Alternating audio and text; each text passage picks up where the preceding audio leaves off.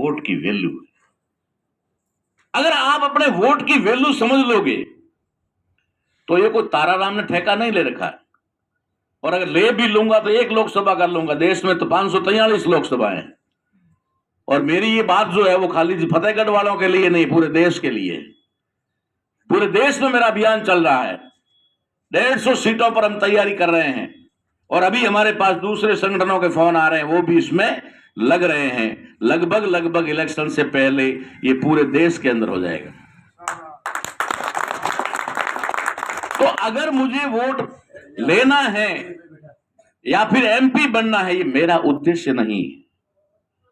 आप लोगों का उद्देश्य हो सकता है कि मुझे एमपी बनाओ, ये मैं साफ कहता हूं। मैं कोई पगड़ी रखने वाला नहीं, मैं कोई आपके सामने गिड़गिड़ाने वाला नहीं, क्योंकि मैं अगर पार्लियामेंट में जाऊंगा भी तो मेरे अपने लिए नहीं जाऊंगा, मैं आपके हक अधिकारों के लिए जाऊंगा।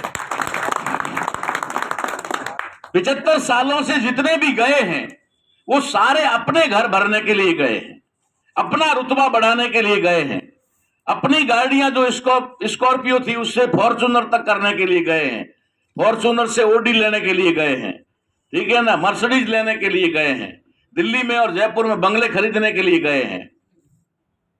मैंने अपने गांव के अलावा 1 इंच भी कहीं जमीन नहीं खरीदी है, और ना कोई मुझे दिल्ली में चाहिए ना जयपुर में चाहिए, क्योंकि मरने के बाद में वहां से भी घसीट के लाके गांव में जलाते हैं, ठीक है ना। मरता कहीं भी है लेकिन लाके जलाया गांव में जाता है ना बाबा।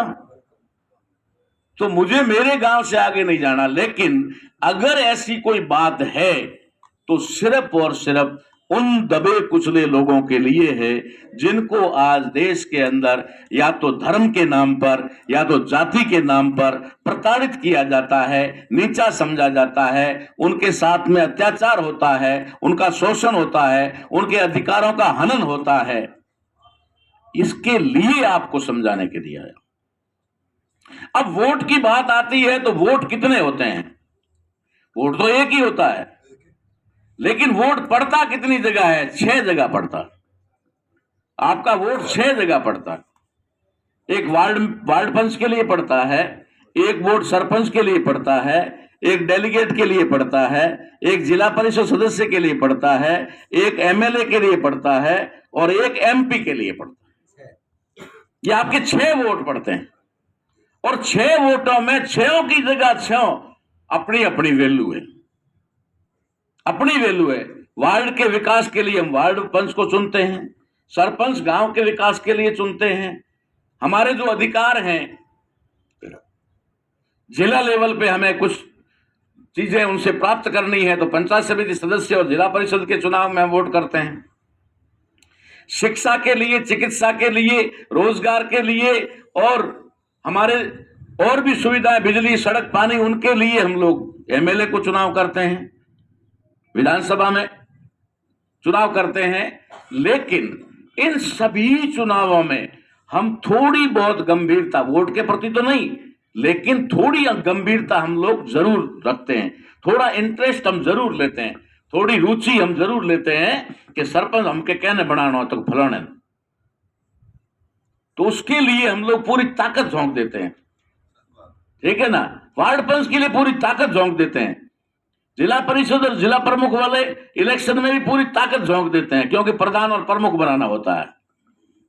एमएलए वाले में भी थोड़ी ताकत झोंकते हैं, लेकिन देश की सबसे ऊंची विधायिका पार्लियामेंट, उसके लिए हम बहुत ज्यादा गंभीर नहीं होते हैं, बहुत ज्यादा लापरवाह होते हैं।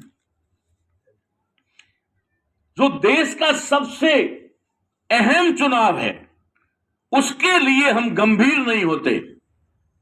एमपी और वोट आया दे, हाँ वो कहने कह तो देना ही है?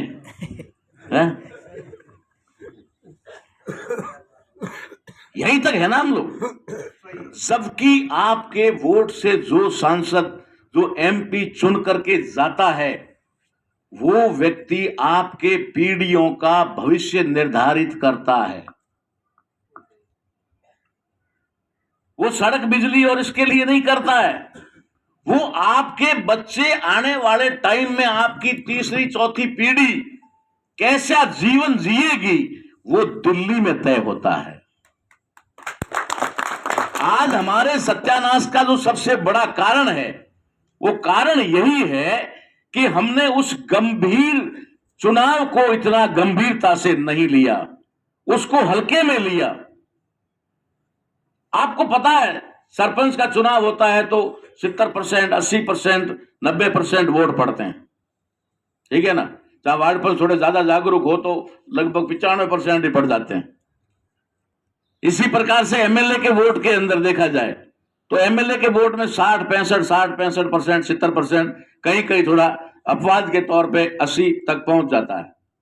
लेकिन आज तक भारत में सबसे बड़ी अदालत जिसको लोकसभा कहा जाता है उसका जब चुनाव होता है तो कई बार तो 50% से भी अंदर वोटिंग होता है,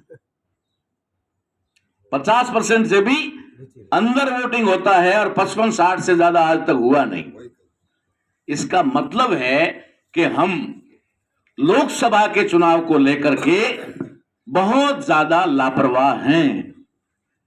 बिना सोचे समझे भारत की लोकतंत्रात्मक प्रणाली के अंदर जो सबसे ऊंचा ओहदा होता है उस ओहदे के लिए हम जब चुनते हैं तो हम लापरवाह होते हैं, हम गंभीर नहीं होते हैं।